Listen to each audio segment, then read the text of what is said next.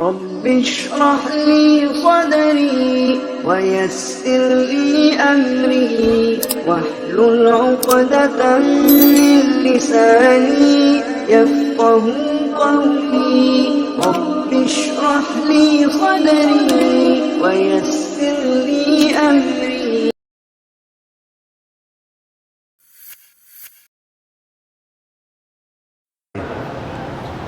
تو فقہ میں بہت ساری باتیں آتی ہیں، ایک دو بات نہیں ہیں، بہت ساری باتیں ہیں. انشاءاللہ فقہ کے اوپر 9 دروس آپ حضرات کے سامنے رکھے جائیں گے. آج کا جو درس ہے وہ ہے وضو کے احکام و مسائل، باریک باریک جو باتیں ہیں جس کو ہم جو ہے روزمرہ اپناتے ہیں، اور ان باتوں میں ہم سے بہت ساری غلطیاں ہوتی ہیں. ہمیں معلوم ہی نہیں ہے کہ وضو کا طریقہ کیا ہے، وضو کی شرطیں کیا ہیں، وضو کب ٹوٹ جاتا ہے. تو یہی ساری باتیں جو ہیں انشاءاللہ آپ حضرات کے سامنے بہت مختصر سے وقت میں رکھی جائیں گی، اس لیے کہ قدر والی رات ہے، اور اس رات میں ہمیں اور آپ کو جو ہے سننے سنانے سے زیادہ جو ہے بدنی عبادت کرنا چاہیے خود. تو کچھ فقہ کی اصطلاحات ہیں، آئیے پہلے ہم ان اصطلاحات کو سمجھ لیتے ہیں. جیسے مثال کے طور پہ بار بار ہم سنتے ہیں حدیث حدیث حدیث. حدیث کیا ہے بہت سارے لوگوں کو نہیں معلوم ہوگا. اسی طرح سے فرض، فرض کیا ہے، اس کا معنی اور مطلب کیا ہے، یہ بھی جو ہے بہت سارے لوگ ہوں گے ان کو معلوم نہیں ہوگا، بس سنتے چلے آ رہے ہیں فرض نماز فرض نماز. ایسے ہی فرض عین، فرض کفایہ. تو یہ کچھ جو ہے چھوٹی چھوٹی چیزیں ہیں. انشاءاللہ آج اس کا معنی اور مطلب بتانے کے بعد وضو کی اہمیت، اس کی فضیلت، وضو کرنے کا طریقہ، وضو میں جو واجبات ہیں وہ کون سے ہیں، سنتیں ہیں وہ کون سی ہیں، کن چیزوں سے وضو ٹوٹتا ہے، یہ ساری باتیں انشاءاللہ جو ہے آپ حضرات کے سامنے رکھی جائیں گی. سب سے پہلے آئیے ہم سمجھتے ہیں، جو لوگ لکھنا چاہیں وہ لکھ سکتے ہیں، کاپی یہاں پر رکھی ہوئی ہے. تو سب سے پہلے ہم یہ سمجھیں کہ فقہ کا مطلب کیا ہوتا ہے. آپ لوگوں میں سے کسی کو معلوم ہے فقہ کیسے کہتے ہیں؟ جانتا ہے کوئی؟ نہیں معلوم نا؟ تو اس کو یاد کر لیجئے، بتائیے کیسے کہتے ہیں فقہ.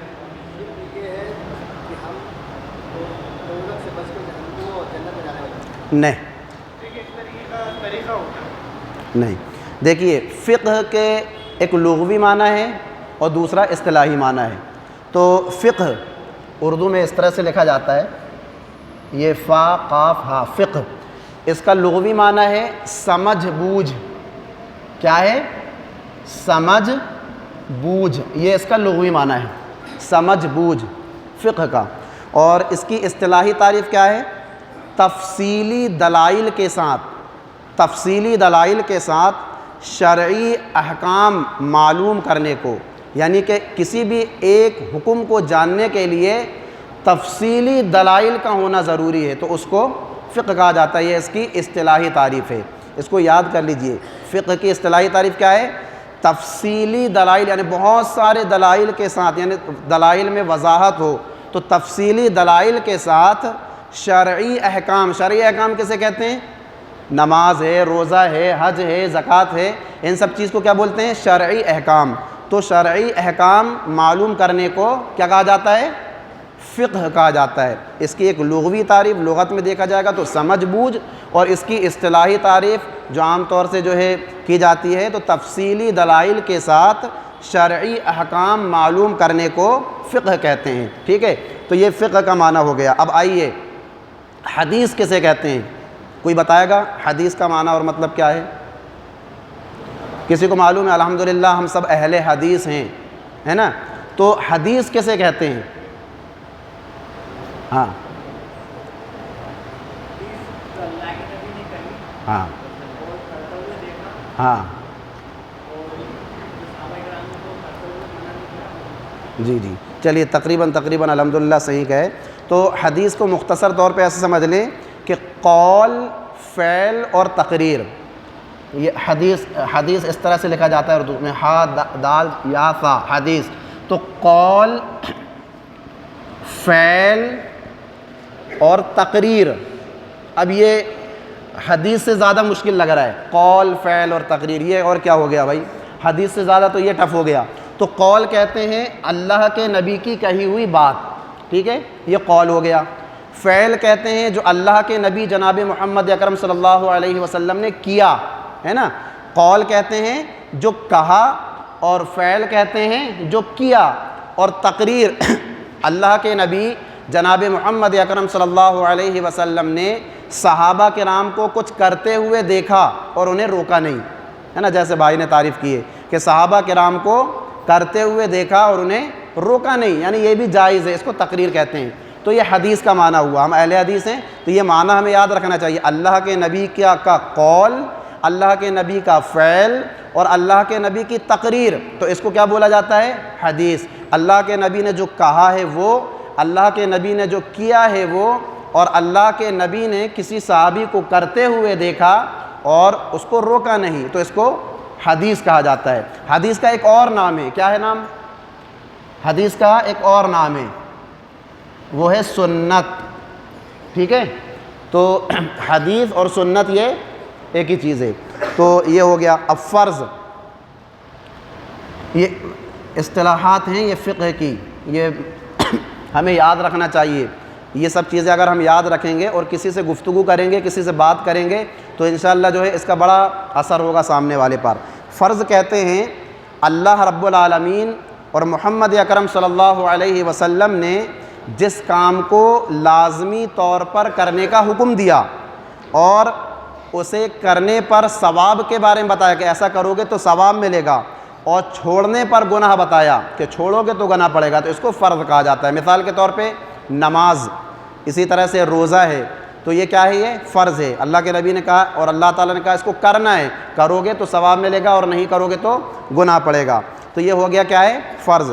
اسی طرح سے فرض عین ہے، یعنی کہ اللہ اور رسول اللہ صلی اللہ علیہ وسلم نے کسی کام کو ہر انسان پر لازم کر دیا کہ کرنا ہی ہے، جیسے نماز، یہ بھی ایک ہی چیز ہے نا۔ اب اس کے بعد ہے فرض کفایہ۔ فرض کفایہ کیا ہے، جانتے ہیں آپ لوگ؟ فرض کفایہ فرض ہو گیا جس کو کرنا ہی ہے، اور فرض کفایہ کہ اللہ اور رسول اللہ صلی اللہ علیہ وسلم نے کسی کام کو لازمی طور پر کرنے کا حکم دیا کہ بھائی یہ کام کرنا ہے، لیکن چند مسلمان اسے کر دیں تو کافی ہو جائے گا، چند مسلمان اسے کر دیں تو وہ کافی ہو جائے گا، اور لیکن اگر کوئی بھی نہ کرے تو پھر تمام کے تمام مسلمان جو ہے اس میں گناہ گار ہوں گے، تو اس کو کیا کہا جاتا ہے، فرض کفایہ۔ اللہ اور اس کے رسول نے کرنے کا حکم دیا کہ یہ کام کرنا ہے آپ کو لازمی طور پر، لیکن اس کی شکل تھوڑی سی ایسی تبدیل ہو گئی کہ معاشرے کے، سوسائٹی کے، سماج کے چند افراد اگر اس کام کو انجام دے لیتے ہیں تو کسی پر کوئی گناہ نہیں ہے، جو لوگ انجام دے رہے ہیں ان کو ثواب ملے گا، اور جو ہے اگر کوئی بھی اگر اس کو نہیں کرتا تو سارے لوگ گناہ گار ہوں گے۔ جیسے مثال کے طور پہ نماز جنازہ ہے نا، نماز جنازہ اگر معاشرے کے چند افراد اس کو کر لیں گے تو جو لوگ کر رہے ہیں ان کے لیے بڑی فضیلت اللہ کے نبی جناب محمد اکرم صلی اللہ علیہ وسلم نے بتائی ہے، لیکن جو نہیں ادا کر رہے ہیں، کھڑے رہتے ہیں جیسے وہ لوگ، تو وہ فضیلت سے محروم ہیں لیکن وہ گنہگار نہیں ہے۔ اور اگر کوئی بھی نماز جنازہ اگر ادا نہیں کرے گا تو سارے کے سارے لوگ جو ہے گناہ گار ہو جائیں گے، تو اس کو کہا جاتا ہے فرض کفایہ۔ اس کے بعد ایک اور چیز ہے جس کو حرام کہا جاتا ہے۔ جانتے ہیں اکثر و بیشتر لوگ حرام کے بارے میں تو کہ اللہ اور اس کے رسول نے جس سے بچنے کا لازمی حکم دیا ہے کہ یہ کام تم کو نہیں کرنا ہے، اگر کر گزرو گے تو تمہیں گناہ پڑے گا اور اس سے بچ جاؤ گے تو تمہیں ثواب ملے گا۔ جیسے مثال کے طور پہ اللہ تعالیٰ نے شراب کو ہم پر حرام کیا ہے، ہم جو ہے اس سے بچیں گے تو اللہ رب العالمین ہم کو اس کا فائدہ دے گا، اور اگر اس کو پی لیں گے نعوذ باللہ من ذالک تو پھر کیا ہے، ہم گناہ گار ہو جائیں گے، تو اس کو کہا جاتا ہے حرام۔ ایسی اور بھی چیزیں ہیں، مستحب، ایسا کام جس کے کرنے میں ثواب ہو اور نہ کرنے میں کوئی گناہ نہ ہو۔ جیسے مثال کے طور پہ مسواک کرنا، مسواک جب ہم وضو کرنے کے لیے آتے ہیں، اگر مسواک کر رہے ہیں ہم تو اللہ کے نبی کی سنت پر عمل کر رہے ہیں تو ہمیں بہت زیادہ ثواب ملے گا، اور نہیں کر رہے ہیں تو کوئی گناہ نہیں ہے، تو اس کو مستحب کہا جاتا ہے۔ اور اسی طرح سے جو ہے شرط، کوئی ایسا لازمی کام کہ جس کے نہ ہونے سے عبادت نہیں ہوتی. یہ بالکل شرط ہے کہ یہ اس عبادت کے ساتھ یہ چیز جڑی ہوئی ہے. اگر اس کو آپ نہیں جوڑو گے تو پھر وہ آپ کی عبادت جو ہے اللہ تعالیٰ قبول نہیں کرے گا. جیسے ہم نماز پڑھنے کے لیے آئے, اب نماز کے ساتھ شرط کیا ہے؟ وضو ضروری ہے, جڑا ہوا ہے نماز سے. اگر ہم نے وضو نہیں کیا تو کیا ہے, ہماری نماز قبول نہیں ہوگی. ٹھیک ہے, تو یہ کچھ بنیادی جو ہے کچھ مختصر اصطلاحات تھیں فقہ کی. تو ان اصطلاحات کو آپ لوگ یاد رکھیے گا, اور اگر یہ اصطلاحات آپ کو یاد رہیں گی تو انشاءاللہ جب کسی سے گفتگو کریں گے, آپ کسی سے بات کریں گے, تو اس کا سامنے والے پر بہت زیادہ اثر ہوگا. تو آئیے آج کا جو فقہ کا جو ہمارا پہلا موضوع ہے وہ ہے وضو کے احکام و مسائل. تو وضو کے تعلق سے چند ایک باتیں, جیسے وضو کی فضیلت اور اہمیت, وضو کا طریقہ, وضو کے شروط, وضو کے فرائض, اس کی سنتیں, جو چیز وضو کو توڑنے والی ہیں, اور وہ چیزیں جو وضو کو نہیں توڑتی ہیں, اور وہ کام جن کے لیے وضو کرنا واجب ہے, ضروری ہے, اور وہ کام جن کے لیے اگر ہم اور آپ وضو کریں گے تو مستحب ہے, یعنی کر لیں گے تو ثواب ملے گا, اور نہیں کریں گے تو کوئی گناہ نہیں ہے. تو یہی چیزیں جو ہیں مختصراً طور پر میں جو ہے آپ حضرات کے سامنے رکھوں گا. اس کو ذہن نشین کر لیجئے. انشاءاللہ 10ویں دن ہو سکتا ہے انہی میں سے چند ایک سوالات آپ سے پوچھے جائیں کہ بھائی بتائیے وضو کو توڑنے والی چیزیں کون سی ہیں. اب آپ لوگ دھیان سے سنیں گے تو انشاءاللہ جو ہے اس کا جواب دے پائیں گے, اور آپ لوگ اگر جواب دیں گے تو انشاءاللہ پھر آپ کو جو ہے حیدرآباد سے جو ہے آپ کے نام سے ایک سند آئے گی. تو آئیے سب سے پہلے ہم جو ہے وضو کی فضیلت کو جانتے ہیں کہ ایک مسلمان کے لیے وضو کرنا کیوں ضروری ہے, اس کا فائدہ کیا ہے. تو اللہ کے نبی جناب محمد اکرم صلی اللہ علیہ وسلم نے فرمایا الطہور شطر الایمان, کہ پاکی آدھا ایمان ہے. ہم اور آپ جب وضو کرتے ہیں تو ہم اپنے چہرے کو دھوتے ہیں, اپنے ہاتھ کو دھوتے ہیں, اپنے پیر کو دھوتے ہیں, تو ہمارا جسم جو ہے اس سے پاک اور صاف ہو جاتا ہے. تو ایک طرح سے ہم نے جو ہے ایمان کے آدھے حصے کو پا لیا. تو اسی لیے جو ہے ہمیں اور آپ کو وضو کرنا چاہیے. دوسری چیز کیا ہے, اللہ کے نبی جناب محمد اکرم صلی اللہ علیہ وسلم نے فرمایا, مسلم کے اندر یہ حدیث موجود ہے کہ جو شخص اچھی طرح سے وضو کرے, بہتر طریقے سے, مطلب جیسا اللہ کے نبی نے وضو کرنے کا حکم دیا ہے, اپنے ہر اعضاء کو بہت اچھے طریقے سے دھلے, اور جب وہ اچھی طرح سے وضو کرے تو اللہ کے نبی نے فرمایا کہ اس کے جسم کے گناہ نکل جاتے ہیں. یعنی ہاتھ سے جو گناہ ہوئے, آنکھوں سے جو گناہ ہوئے, زبان سے جو گناہ ہوئے, کان سے جو گناہ ہوئے, پیروں سے جو گناہ ہوئے, اللہ تبارک و تعالیٰ کیا ہے وضو کے ذریعے سے ان گناہوں کو معاف کر دیتا ہے. اللہ کے نبی نے فرمایا کہ یہاں تک کہ ناخنوں کے نیچے سے بھی گناہ نکل جاتے ہیں, یعنی کہ وہ گناہوں سے بالکل پاک و صاف ہو جاتا ہے. یہ وضو کی فضیلت ہے. ہم لوگ گناہ گار ہیں, خطا کار ہیں, ہم سے جو ہے زیادہ تر اللہ کو ناراض کرنے والے اعمال ہم جو ہے انجام دیتے ہیں. تو ہمیں چاہیے کہ ہم زیادہ سے زیادہ وضو کی حالت میں رہیں, تاکہ ہمارے جو گناہ ہیں اللہ تبارک و تعالی وضو کے ذریعے سے ان گناہوں کو ختم کر دے, جڑا دے. تیسری فضیلت یہ ہے کہ اللہ کے نبی جناب محمد اکرم صلی اللہ علیہ وسلم نے فرمایا کہ قیامت کے روز بہت ساری امتیں ہوں گی, اور میں اپنی امت کے لوگوں کو ان کے ہاتھوں کے نشانات, ان کے چہروں کے نشانات, ان کے پیروں کے نشانات جو وضو کی وجہ سے ہوں گے, اور ان وضو کی وجہ سے جو ہے ان کے چہرے چمک رہے ہوں گے, ان کے ہاتھ چمک رہے ہوں گے, ان کے پیر چمک رہے ہوں گے, میں اپنی امت کے لوگوں کو پہچان لوں گا کہ یہ میری امت کے لوگ ہیں, یہ امت محمدیہ کے افراد ہیں. تو میرے اسلامی بھائیوں, ہمیں اور آپ کو جو ہے وضو کی اہمیت اور اس کی فضیلت کو سمجھنا چاہیے. وضو کی کتنی بڑی فضیلت ہے کہ قیامت کے روز اللہ کے نبی جناب محمد اکرم صلی اللہ علیہ وسلم اپنی امت کے لوگوں کو جو ہے وضو کی وجہ سے پہچانیں گے. ہمارے چہرے چمک رہے ہوں گے, ہمارے پیر چمک رہے ہوں گے, تو اس سے اللہ کے نبی جناب محمد اکرم صلی اللہ علیہ وسلم پہچانیں گے. اسی طرح سے اس کی اہمیت کو بھی سمجھ لیں. اللہ کے نبی نے فرمایا کہ وضو کے بغیر کوئی نماز قبول نہیں ہوتی. یہ اتنا اہم ہے وضو کہ اگر ہم نماز پڑھیں بغیر وضو کے تو اللہ رب العالمین جو ہے ہماری نماز کو قبول نہیں کرے گا. اسی طرح سے اللہ کے نبی نے فرمایا کہ طہارت یعنی وضو نماز کی کنجی ہے. نماز کو مان لو تالا ہے, اور وضو کو سمجھ لو کنجی ہے. جب تک کہ وہ چابی ہمارے ہاتھ میں نہیں آئے گی تو تالا کیسے کھولے گا؟ تو یہ جو ہے اس کی اہمیت اور فضیلت ہے۔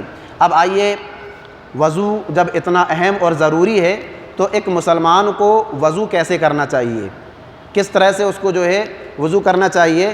تو سب سے پہلے اللہ کے نبی جناب محمد اکرم صلی اللہ علیہ وسلم نے فرمایا کہ دل میں نیت کی جائے، دل میں نیت ہونی چاہیے۔ زبان سے نیت کرنا جو ہے یہ بدعت ہے، دل میں نیت آٹومیٹک پیدا ہو جاتی ہے کہ ہم وضو کرنے کے لیے جو ہے بیٹھ رہے ہیں۔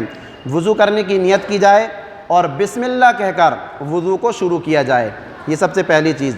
دوسری چیز، اپنے دونوں ہاتھوں کی کلائیوں کو، اپنے دونوں ہاتھوں کی کلائیوں کو جو ہے تین بار دھویا جائے، 3 بار اچھی طرح سے جو ہے اس کو دھویا جائے۔ پھر 3 بار کلی کرنا ہے، 3 بار ناک میں پانی ڈالنا ہے اور ناک کو جھاڑنا ہے۔ جب منہ میں پانی ڈالیں تو منہ کے پانی کو گھمائیں اندر ہی اندر، کبھی اس طرف لے کے جائیں کبھی اس طرف لے کے جائیں، اور اپنی شہادت والی انگلی سے دانتوں کو صاف بھی کریں۔ اور جب ناک میں پانی ڈالیں تو ناک کو اچھی طرح سے جھڑکیں، صاف کریں۔ تو 3 مرتبہ یہ عمل کرنا ہے۔ 3 بار اللہ کے نبی نے فرمایا کہ چہرے کو دھونا ہے۔ چہرہ کہاں سے شروع ہوتا ہے معلوم ہے آپ کو؟ بتائیے۔ ہاں، یہ پیشانی کا جو شروع کا حصہ ہے نا، یہاں سے چہرہ شروع ہوتا ہے اور یہ نیچے ٹھوڑی تک آتا ہے، اور یہ کان کے کنارے سے یہ کان کے کنارے تک آتا ہے۔ تو یہ پیشانی سے لے کر کے یہ نیچے ٹھوڑی تک، داڑھی وغیرہ یہ بھی آ گئی ادھر، اور یہ کان کے سرے سے یہ کان کے سرے تک 3 مرتبہ اچھی طرح سے جو ہے چہرے کو دھونا ہے۔ پھر اللہ کے نبی نے فرمایا پہلے دایاں ہاتھ یعنی سیدھا ہاتھ، پھر بایاں ہاتھ کوہنیوں سمیت 3 بار دھونا ہے۔ یعنی یہ جو ناخن دکھ رہا ہے نا، یہاں سے شروع کرنا ہے اور یہ کوہنی تک 3 بار پہلے سیدھے ہاتھ کو دھونا ہے، اور پھر 3 بار جو ہے اپنے الٹے ہاتھ کو دھونا ہے۔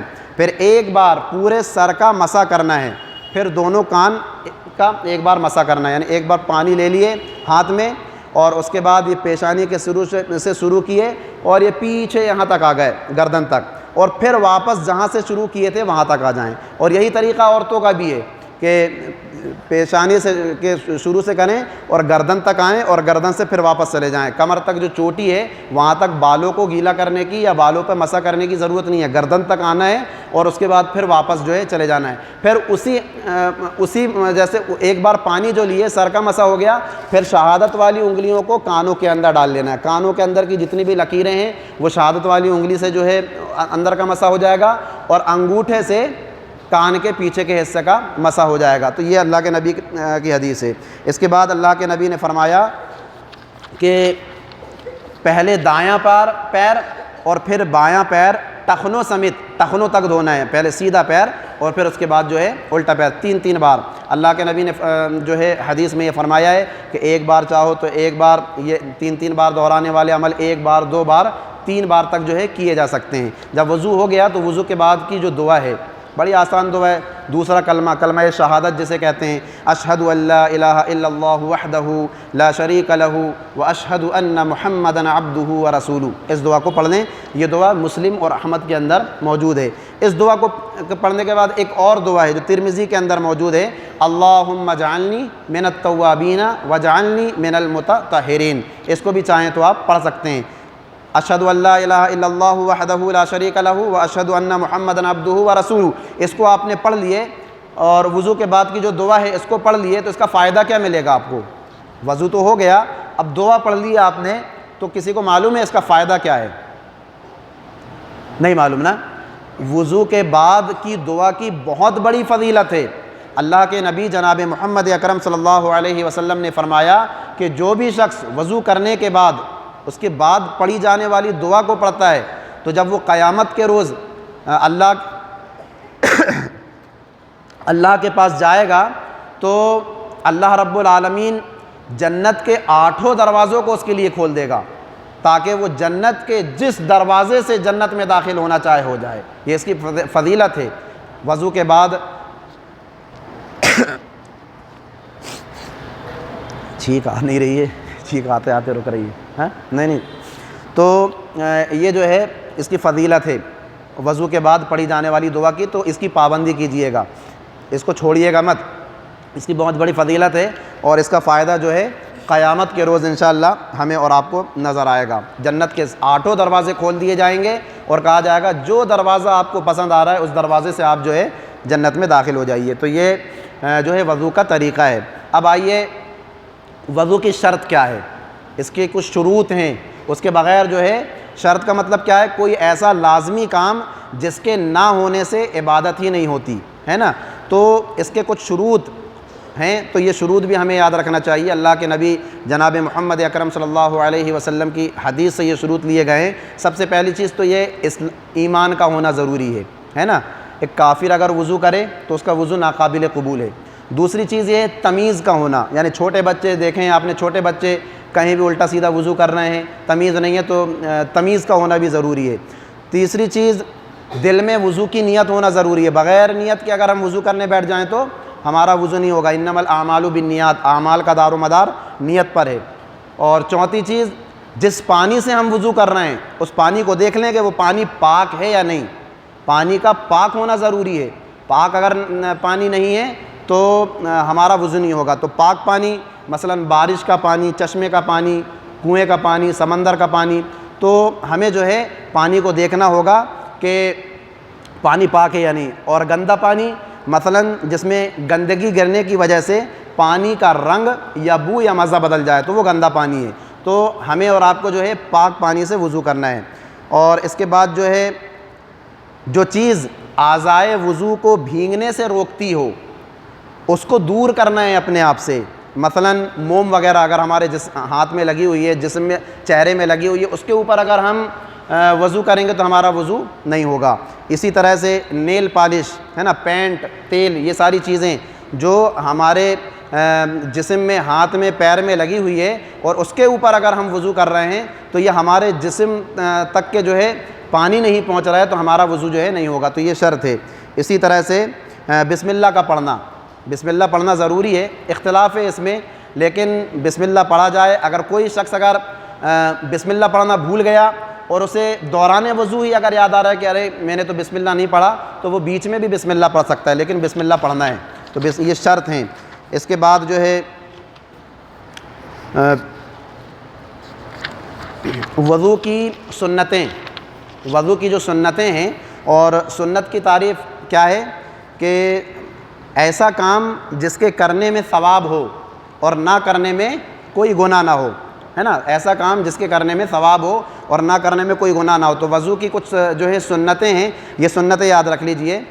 ہر وضو کے وقت مسواک کا کرنا، یہ اللہ کے نبی جناب محمد اکرم صلی اللہ علیہ وسلم کی سنت ہے، اور یہ اتنی اہم سنت ہے کہ اللہ کے نبی نے فرمایا کہ میں تو تمہارے اوپر مسواک کا کرنا ضروری قرار دے دیتا، لیکن اس ڈر سے کہ کہیں تمہارے اوپر یہ بھاری نہ پڑ جائے تو جو ہے میں نے جو ہے اس کو تمہارے اوپر ضروری قرار نہیں دیا۔ تو اللہ کے نبی جب بھی وضو کیا کرتے تھے تو مسواک کرتے تھے، تو مسواک ہمیں اور آپ کو کرنا چاہیے۔ نہیں کرو گے کوئی گناہ نہیں ہے، لیکن اس کے اجر و ثواب سے ہم اور آپ جو ہے محروم ہو جائیں گے۔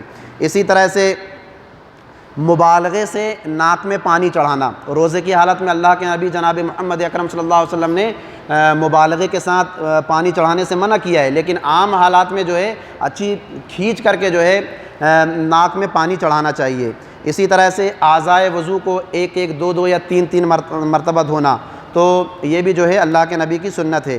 اور ہر نماز کے لیے نیا وضو کرنا، یہ بھی اللہ کے نبی کی سنت ہے۔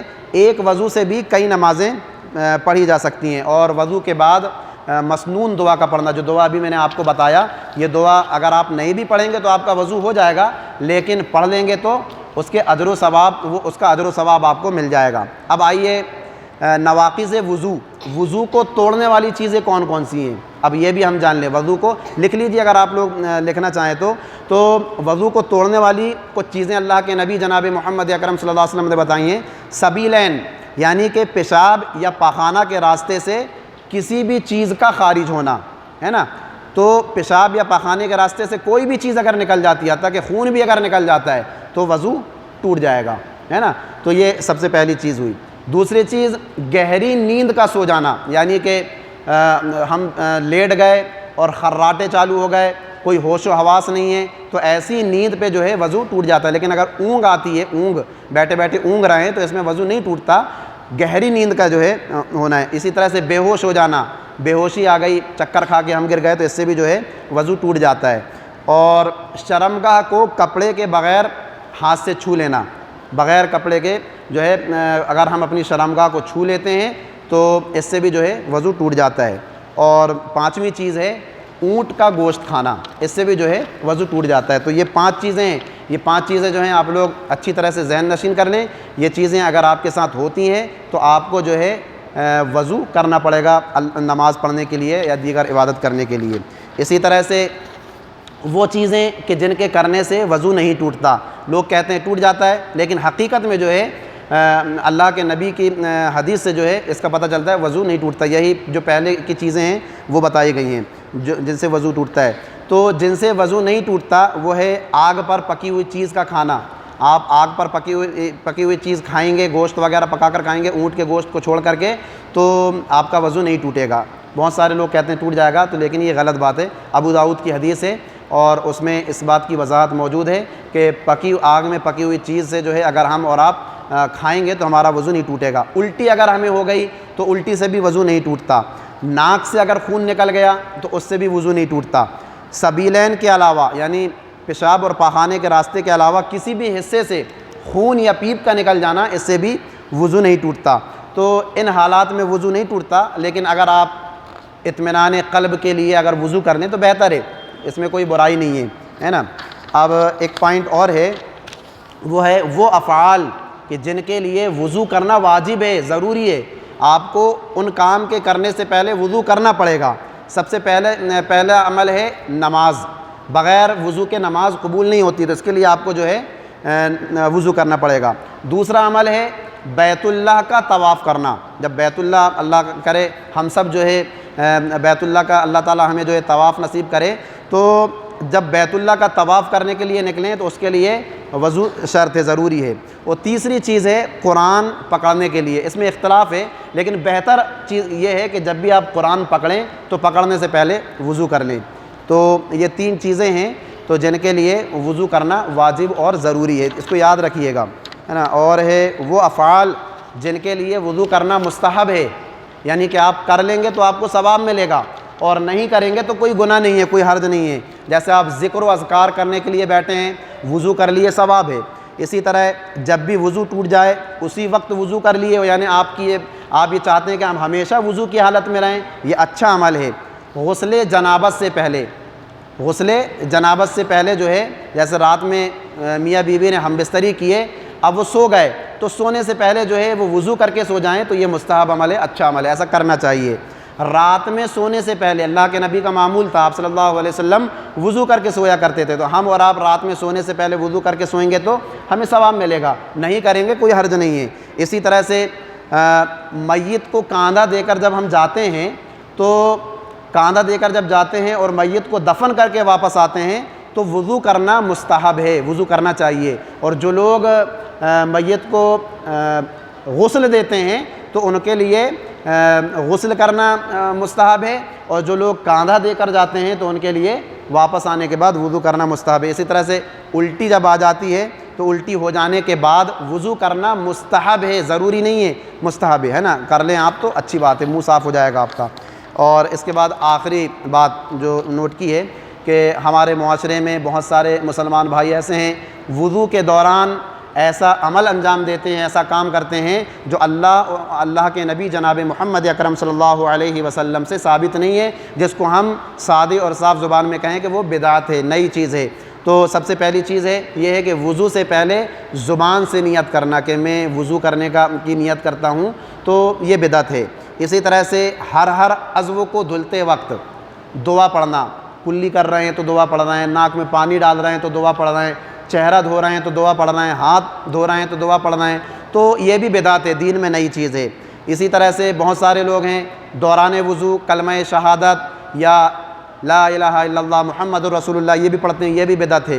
اسی طرح سے گردن کا مسح کرنا، یہ گردن کا جو مسح ہے یہ بھی دین میں نئی چیز ہے، اللہ کے نبی جناب محمد اکرم صلی اللہ علیہ وسلم سے ثابت نہیں ہے۔ اور لاسٹ چیز بات کہ وضو کے بعد بہت سارے لوگوں کو آپ نے دیکھا ہوگا ایسی شہادت والی انگلی کو آسمان کی طرف اٹھاتے ہیں اور اوپر کو دیکھتے ہیں، تو یہ بھی بدعت ہے، دین میں نکالی ہوئی نئی چیز ہے۔ اللہ کے نبی جناب محمد اکرم صلی اللہ علیہ وسلم نے فرمایا کل بدعت ضلالہ وکل ضلالۃ فی النار، ہر بدعت گمراہی ہے اور ہر گمراہی جہنم کی طرف لے کر جانے والی ہے۔ تو یہ وضو سے متعلق چند ضروری احکام و مسائل آج کے درس میں آپ حضرات کے سامنے رکھنے تھے۔ امید ہے کہ یہ ساری باتیں آپ حضرات کو جو ہے اچھی طرح سے سمجھ میں آ گئی ہوں گی۔